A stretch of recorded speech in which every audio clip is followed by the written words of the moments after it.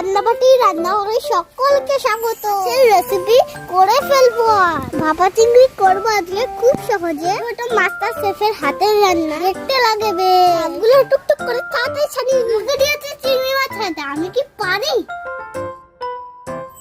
চিংড়ি মাছগুলো আমার ছাড়ানো হয়ে গেছে।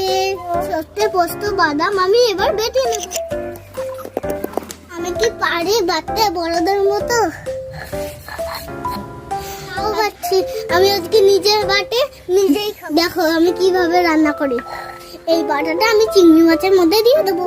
স্বাদ মতো আমি নুন দিয়ে রঙের জন্য হলুদ দিয়ে দিলাম। এবার আমি কাঁচি কানে মাছটা ডয়েল দিয়ে দেবো। এবার আমি চামচ দিয়ে ভালো করে মেখে নেবো।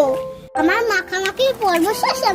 এবার আমি টিফিন বাটির মধ্যে ঢুকিয়ে নেবো। মিনিট গরম ভাতের মধ্যে রেখে দিলে চিংড়ি ভাপা আরে টান টান করে চলে এসেছে।